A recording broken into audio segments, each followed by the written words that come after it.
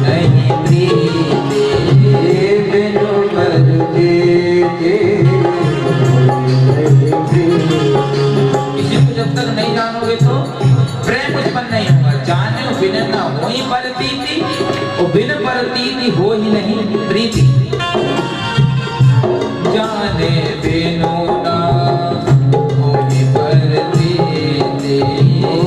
जाने बिनु ना हो परतीति बिनु परतीति हो ही नहीं प्रीति बिनु परतीति अगर प्रीति नहीं होगी तो क्या होगा? जानने से प्रेम नहीं होगा, प्रेम नहीं होगा तो क्या होगा? कह रहे हैं मानस में गोस्वामी महाराज बिनु परतीति कि बिना अगर प्रीति ने जाने बिना होई परतीति और बिनु परतीति हो ही नहीं प्रीति। तो कह रहे हैं प्रीति बिना नहीं भगति दृढ़ाई प्रीति बिना प्रीति बिना नहीं भगति दृढ़ाई प्रीति बिना नहीं भगति दृढ़ाई। जब तक प्रीति नहीं होगी ना तो भक्ति में दृढ़ निश्चय नहीं आता। बिना भक्ति के दृढ़ निश्चय नहीं आता। और बिनु भगति बिना आपको प्रेम नहीं होगा और जब तक प्रेम नहीं होगा तो तब तक कुछ साफ सफल होने वाला नहीं। भगति बिना नहीं प्रीति दृढ़ाई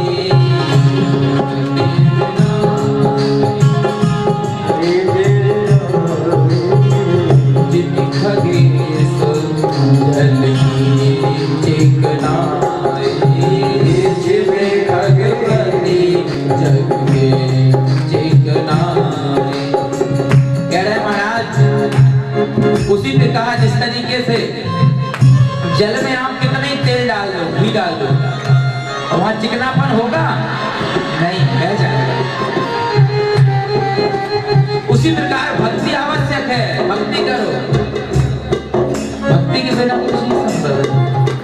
प्रीति बिना नहीं भगति दृढ़ाई प्रीति बिना नहीं भगति दृढ़ाई प्रीति बिना नहीं भगति दृढ़ाई प्रीति बिना नहीं भगति दृढ़ाई जिमी खगपति जल चिकनाई जिमी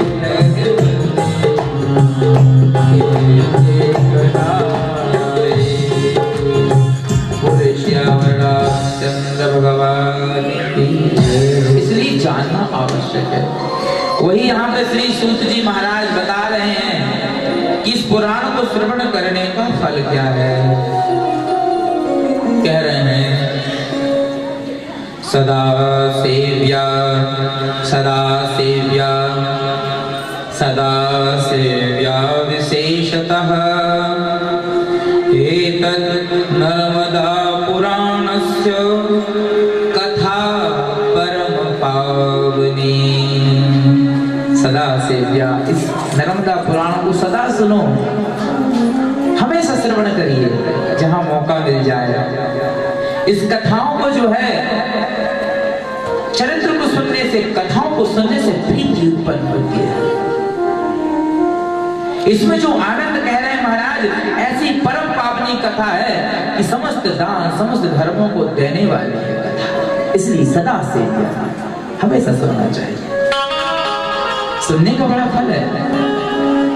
महाराज मुनि कहने लगते हैं त्रिम श्रुतैः बहुभिः शास्त्रैः पुराणैश्च भ्रमावहैः शैवं पुराणं हि मुक्तिदानेन गर्जति। अन्यत्र बहुत शास्त्रों को सुनने से क्या मतलब, बहुत वेदों को जानने से क्या मतलब। अभी हम शास्त्र को खोल के बैठे तो उनमें जो नियम और विधि बताए गए हैं वो बस की बात नहीं है।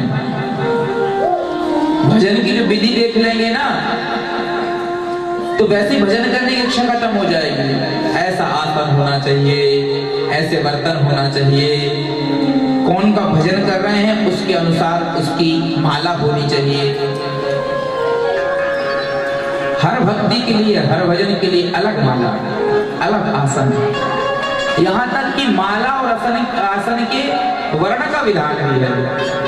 शिव की वस्त्र पूजन कर रहे हैं तो कैसे वस्त्र पहने, उनका कलर कैसा हो, वर्ण कैसा हो। भगवती की आराधना कर रहे हैं तो कैसे वस्त्र हो, कैसी माला हो, कैसा आसन हो। तो बहुत कुछ जानने का मतलब नहीं है, बड़ा विशेषता है उन सब में। हमारे कर्म कांड याज्ञिक ब्राह्मण यहाँ वर्णित हैं, उनकी विशिष्ट क्रियाओं को हम लोग देखेंगे तो पता चलता है कि शास्त्र कितने क्लिष्ट हैं, हम लोगों की समझ से बड़े ऊपर है। इसलिए कह रहे हैं महाराज, नर्मदा पुराण में कम ही, केवल ये पुराण सुन लो, मुक्ति धनेन गर्जति, इससे ही मुक्ति को प्राप्त हो जाएंगे। अर्थ तो वही है ना, भगवान के धाम में पहुंचना है। इसलिए कैसे कथा को श्रवण करके चले जाएंगे हम लोग। ऐसी दिव्य कथा महाराज, यहाँ तक कि जिस यज्ञ को हम कर रहे हैं, विष्णु यज्ञ होता है हम लोगों के यहाँ पर। यज्ञ भी बहुत प्रकार के होते हैं। अभी हम एक यज्ञ में थे, यहाँ पे शनिवार तक एक यज्ञ में गए हुए थे, वो गायत्री महायज्ञ था। उसके पहले हम जिला जालौन उत्तर प्रदेश में थे, वहां जो है राजराजेश्वरी यज्ञ चल रहा है। वर्तमान में यहाँ विष्णु यज्ञ चल रहा है। यज्ञों के विषय में बहुत वर्णन है, यज्ञों को बड़े विधान से किया जाता है, सामान्य वस्तु नहीं है यज्ञ। इसलिए यज्ञ का नाम क्या है? विष्णु, साक्षात विष्णु है। हम लोग गाते हैं ना, यज्ञ नारायण नारायण नारायण, यज्ञ नारायण नारायण नारायण, यज्ञ नारायण नारायण नारायण,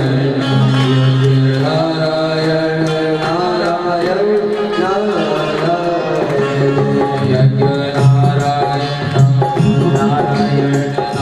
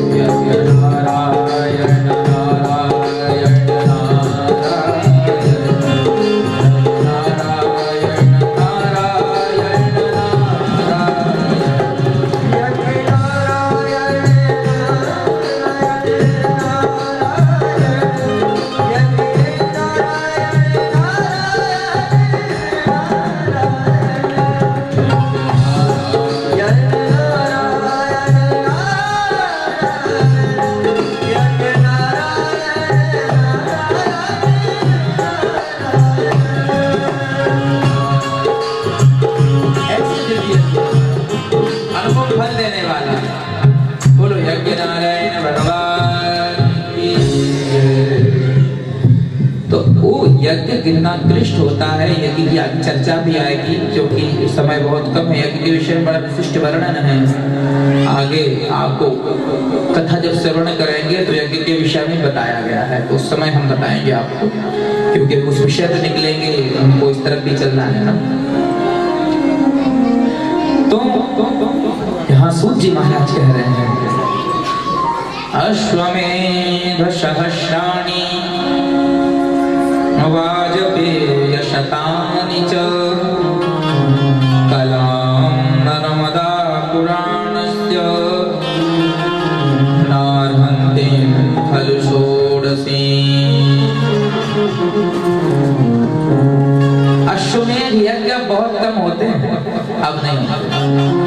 अश्वमेध यज्ञ का बहुत बड़ा विधान होता है, और वाजपेय यज्ञ तो छोड़ ही दीजिए, सामान्य और यज्ञ नहीं। यहाँ फल के विषय में बता रहे हैं कि जो वाजपेय यज्ञ करने का, अश्वमेध यज्ञ करने का फल प्राप्त होता है, वो फल आपको श्री नर्मदा पुराण के श्रवण करने से मिल जाता है। सामान्य बात है, कोई इतने अभीष्ट फल मिलने वाले हैं केवल कथा श्रवण मात्र से। तो महाराज सौनक जी प्रश्न करने लगते हैं कि महाराज बड़े दिव्य फल प्राप्त हो रहे हैं, हम जानना चाहते हैं। कह रहे हैं, सूत सूत महाभाग धन्यस्त्वं परमार्थिव अद्भुतेयं कथा दिव्या श्राविता कृपया जिनः। जो कथा इतने दिव्य फलों को देने वाली है उसको सुनाइए। श्राविता मया, हम लोग बैठे हुए हैं, ऐसी अद्भुत कथा को आप सुनाइए जो इतने सब फल करने वाली है, सब दानों को देने वाली है, अश्वमेध यज्ञ के फल को करने वाली है, तीर्थों को फल को देने वाली है सुनने से। तो भैया सौनक जी कहते हैं कि एक बात बताइए, इस कथा का लाभ किस किस को मिलता है? ध्यान सुनना, इसमें बताया कौन कौन को लाभ मिलेगा। कह रहे हैं सौनक जी कहते हैं, आइए आज हमारे गुजर सब पधार रहे हैं। बोली ब्राह्मण देवताओं की, आचार्य जी महाराज की। यज्ञ की चर्चा चल रही है, आचार्य महाराज जी पधारे हैं। यहाँ हमारे श्री सौनक जी महाराज कह रहे हैं के विशुद्धन्तनया कथया पापिनः कलौ। महाराज कौन कौन लोग उस कथा को सुनने से लाभ मिलता है, ये हम जानना चाहते हैं। के विशुद्ध, कौन कौन शुद्ध होता है? वदतान् कृपया सूत कृतार्थं भवनं कुरु। हमें उन लोगों की लिस्ट बना के दे दीजिए, हम जान जाएं कि नर्मदा पुराण की इन कथा को श्रवण करने का फल किस किस को प्राप्त होता है। कितनी अच्छी बात पूछी है ना, ये आप लोग भी जान जाएंगे कि कौन कौन से शुद्ध हो जाता है, किस किस को इसका लाभ मिल जाता है। महाराज बता रहे हैं, कह रहे हैं एक कथा समानम न भूः किंचित परात्परम। इस कथा से बढ़कर के इस भव संसार में, इस मृत्यु लोक में कोई दूसरी वस्तु नहीं है, बड़ी दिव्य है। तो महाराज आप बताइए कि कौन कौन से लोग हैं जो इस कथा के श्रवण करने से तर जाते हैं। सूत जी महाराज कहने लगते हैं, हे मानवः पापकृतो दुराचार दुराचारणता खलाः। कौन कौन? क्या हे मानवः पापकृतो दुराचाररता खलाः कामादि निरता नित्यं तेऽपि शुध्यन्ते नेन वै। कह रहे महाराज, जो मानव जो है हमेशा कृतो पाप कृतो दुराचार रता, ध्यान सुनिएगा, दुराचार करता नहीं, ये नहीं कह रहे। जो भी व्यक्ति, जो मानव पाप कर्म में रत है, पाप करना अलग बात हो गई, पाप में रमना अलग बात हो गई, जिसका कर्म ही पाप करना है, ऐसे व्यक्ति को भी कथा उद्धार कर देती है। कामादि निरता नित्यम, हमेशा जो है काम वासनादि कर्मों में लगा रहता है, अपने उदर पोषण के लिए जीव हत्या करता है, किसी को तरसाता है, मारता है, पाप करता है। अगर वह भी व्यक्ति इस कथा को सुने तो उसका कल्याण है। और क्या कह रहे हैं? कृष्णा कुला सत्यहीना पितृमातृविदूषका दंभिका हिंसिका ये च तेषु शुद्धं वै। दूसरी बात कि जो बहुत ज्यादा तृष्णा है जिनके हृदय में, तृष्णा कुला, तृष्णा भी ध्यान देना पाप की जड़ है। तृष्णा हो और आ जाए और हो, ऐसा हो वैसा हो, ये तृष्णा बड़ी डाकिनी है जो संसार में भजन नहीं करने देती। जो भी हम पूर्व में बता रहे हैं, ये हो जाता, अब ये हो जाता, वो तृष्णाएं लगी हुई है। पितृ मातृ विदूषका, जो जीवन में ध्यान रखना, अपने माता पिता को कभी कष्ट मत देना। समझिए कितना बड़ा पाप होता होगा माँ बाप की आत्मा को दुखाना। यहाँ लिखा हुआ है कि पितृ मातृ विदूषका, जो माता पिता को दोष, जो माता पिता को कष्ट देता है, जो माँ बाप को तड़पाता है, गालियां देता है, माँ बाप की आत्मा को दुखाता है, तो जीवन में कभी सुखी नहीं रह सकता जिसने माता पिता को कष्ट दिया। हमने अपनी आंख से देखा है, बहुत जल्दी परिणाम मिलते हैं। एक व्यक्ति है, हमारे देखने सामने की बात है, नशे में धुत होकर के अपनी पिता की अर्थी को पैर लगा दिया।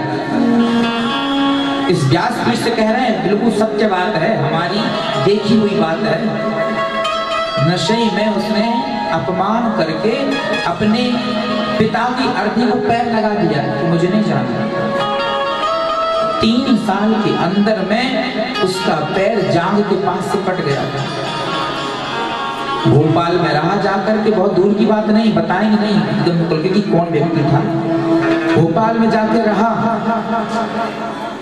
और इस लाइव चैनल के माध्यम से शायद जुड़े हैं तो हो सकता है सुन भी रहे होंगे। और पैर फंस गया रेल पटरी पर, तो कितने लोग निकल रहे हैं, किसी का नहीं फंसता, और कट गया पैर। लेकिन जान जाती जाती बच गई। हो सकता है जान भी चली जाती, लेकिन इस कटे हुए पैर का जो पाप होना था वो कौन भोगता, इसलिए बचा।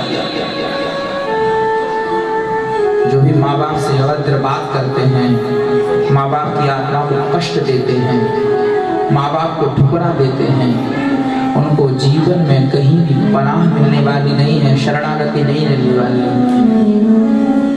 उनके किए हुए जो पुण्य कर्म में क्षीण हो जाते हैं, नष्ट हो जाते हैं। जो माता पिता की अवज्ञा करता है, माता पिता को कष्ट देता है। कथा सुनने का तात्पर्य यही है कि यहाँ बैठ कर के आप ये एक एक चीज पे ध्यान जाएं कि क्या हमने सुना। जो भी यहाँ पे बैठे हुए हैं, माताएं हैं, बहनें हैं, बेटे हैं, बेटियां हैं, बड़े हैं, छोटे हैं, सबके माता पिता हैं, सास ससुर हैं। और ध्यान रखना कि सास ससुर शादी के बाद में वही माता पिता कहा गया है, चाहे लड़की के हों चाहे लड़के के हों। शास्त्र ने कहा है कि दूसरे माता पिता वो भी होते हैं, सास ससुर। और पत्नी के लिए तो प्रथम हो जाते हैं, पुरुष के लिए द्वितीय माता पिता भले हो जाए, पत्नी के लिए प्रथम ही हो जाते हैं। इसलिए अपने सास, अपनी माँ, ससुर कितने ही कोई गालियां दे, ध्यान रखना। कोई कई बार ये भी कह देती हैं माताएं कि हमारी सास तो बड़ी खराब है, वो तो गालियां देती है, सब वो उनका कर्म है, उनके हाथ में। आपका धर्म है सेवा करना, आपको आपके धर्म का जो फल मिलेगा। अपने धर्म से च्युत नहीं होना है, अपने धर्म से हटाना नहीं है, और उसका जो फल होगा शायद सामान्य सेवा करने वाले से कहीं अधिक होगा। इसलिए माता पिता की सेवा, अपने सास ससुर की सेवा, घर में वृद्धों की सेवा अगर हो रही है, वो घर साक्षात स्वर्ग है। मैं धन्यवाद करता हूं इस स्थान पे आने वालों, कम से कम वो ये स्थान धर्म के माध्यम से लोग मृत होने के बाद तो कथाएं बहुत सुनाते हैं, लेकिन इस स्थान में बैठ करके अपने माता पिता को जो कथा सुना दे, परम भाग्यशाली है। हम तो परम भाग्यशाली, हमारे शिबू पटेल साहब को मानते, वो भी यहाँ निरंतर वर्षों से कथा सुनाते, अपने माता जी बैठ रहे कथा सुनती है। परम सौभाग्यशाली हमारे सौतर वाले दांगी जी, डोगर सिंह जी, कि वो भी यहाँ इस कथा के माध्यम से अपने माता पिता की कथा श्रवण करा रहे हैं। आ रहे हैं भाई, आ रहे हैं परिवार, आ रहा है रिश्तेदार, आ रहे हैं। ये कथा सामान्य है, कथा कराने का फल अद्भुत होता है। जितने लोग यहाँ बैठे हो, इस कथा के माध्यम से जिसके जीवन में एक रोम परिवर्तन भी आया, उसका पुण्य फल का भागी वो तो होगा ही है, लेकिन जिसने कथा कराई है वो भी होता है। कितना पुण्य मिलता है, कितना अद्भुत पुण्य है। इसलिए हमेशा ध्यान रखिए, कथा में बैठे सच्चे हृदय से बैठे, तो माता पिता को हमेशा अवज्ञा और क्लेश न दें। महाराज कह रहे हैं, अगर ऐसा कोई पापी भी है, अगर उसको अब ध्यान आ गया कि मैं गलत कर रहा हूँ, तो इस कथा को सुनकर के उसके पापों का क्षय हो जाएगा। ऐसी दिव्य कथा है महाराज।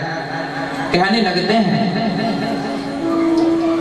स्ववर्णाम शरव धर्मेभ्यो वर्जिता मत्सरान्विताः ज्ञान यज्ञेन तेनेन संपुनन्ति कलावपि।